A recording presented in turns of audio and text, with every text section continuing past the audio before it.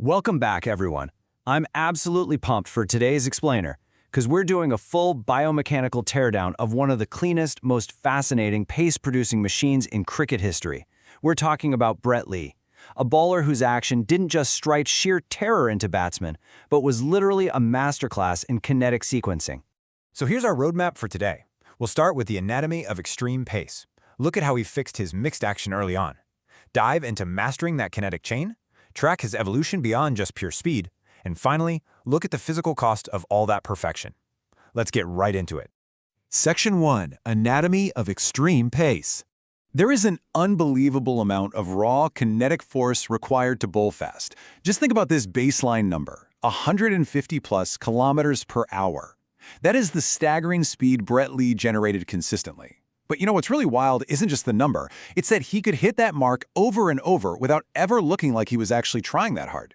Seriously, as the saying goes, many bowlers look violent at 145 Ks, but Brett Lee often looked incredibly smooth at 155. Unlike a lot of express bowlers who look like they're literally about to rip their shoulders out of their sockets, Lee was just pure elastic energy. His run-up was an engineering marvel. It was this seamless, progressive acceleration where his hips, trunk, and wrist all fired in absolute rhythm.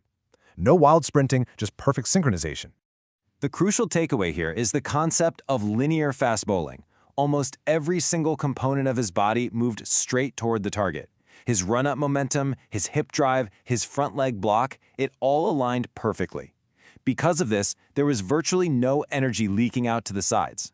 He basically turned his entire body into a perfectly directed, highly efficient missile. Moving on to Section 2, let's talk about fixing the mixed action. Now, as smooth as he looked at his peak, it wasn't always that perfect. Early in his career, he actually suffered from what's called the mixed action. Basically, his lower body would align front-on, but his upper body remained partially side-on. And why is that a problem? Well, imagine wringing out a wet towel. That twisting friction is exactly what was happening to his spine. His hips and shoulders were rotating in conflicting planes, creating massive shear stress. That's exactly what caused his early back injuries and stress fractures. So, to essentially save his career, he worked with the legendary Dennis Lillee to remodel his action, and the shift was brilliant. Instead of messing with his feet, he aligned his upper half to be more front-on, which straightened his arm path. This totally eliminated that towel-wringing twist on his spine and massively dropped his injury risk. But the genius part? He kept his terrifying speed because his arms still whipped through rapidly from a low-loading position. A real game-changer. All right, Section 3, Mastering the Kinetic Chain. This is the really fun part. We're going to speed things up a bit and give you kind of like X-ray vision into the fractions of a second that make up his delivery. These 4 steps show exactly how kinetic energy transfers effortlessly from the ground all the way up and out through the fingertips. Step 1 is the impulse step, also known as the gather phase. You know, if you jump too high here, you just kill your forward momentum, but not Lee. He stayed low and he stayed explosive. His bound was long, fast, and highly directional. By preserving that horizontal energy rather than going vertical, he successfully preloaded all this elastic tension through his posterior chain and trunk right before his front foot even hit the turf. Then we hit Step 2, front leg braking. Think of the front leg like a heavy braking lever on a massive machine. If your knee collapses too much, you leak energy. But if you violently lock your knee, you're risking a horrific injury. Lee just lived in the ultimate biomechanical sweet spot. Right at front foot contact, his tibia remained braced, perfectly balancing stiffness with just enough elastic absorption to launch that horizontal momentum straight up into trunk flexion. Step 3 is all about hip-shoulder separation, and this brilliantly illustrates the stretch shortening cycle.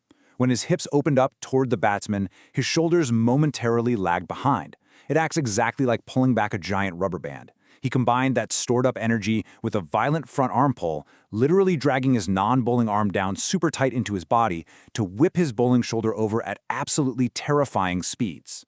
And you have to notice the elite head stability he maintained. Throughout all of this incredibly violent rotation, his head stayed dead center directly over his front knee at the release point. If your head falls away to the side, your energy leaks out. By keeping it perfectly still, Lee guaranteed devastating accuracy, which, to be honest, is something his express pace peers like Shoaib Akhtar sometimes struggled to control.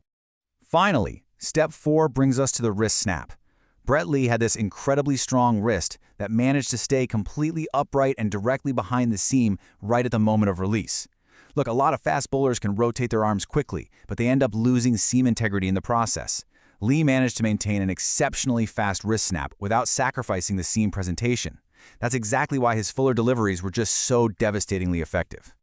Now, let's look at Section 4, Evolution Beyond Pure Speed. Because sheer pace isn't going to last forever, right? As the years went on, a mounting toll of ankle surgeries and stress fractures meant he just couldn't sustain bowling 150 kilometers per hour all day, every day. So he adapted. He got smarter and way more skill-based.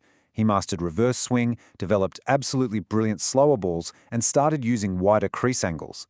Instead of just relying on max effort for every single ball, he smartly prolonged his career by relying on these tactical variations. And that leads us right into Section 5, the cost of perfection. This brings us to a pretty harsh, unavoidable reality in elite sports science. The human body absorbs incredible punishment when fast bowling. At that front foot impact, the ground reaction forces are literally several times the bowler's own body weight. Think about jumping off a tall wall onto one stiff leg over and over and over again. Even with what is widely considered one of the most mechanically perfect linear actions in history, absorbing those impact loads for a decade inevitably caused chronic injuries for him. Which leaves us with this really fascinating thought. We've just analyzed an action that coaches and biomechanics experts consider to be the absolute gold standard of efficient pace production. So, if one of the most biomechanically perfect actions in history still inevitably results in chronic injury, is the human body simply not built to bowl a cricket ball at 150 kilometers per hour? Let that sink in. Thanks for joining me in this explainer. Keep asking questions, and I'll see you in the next one.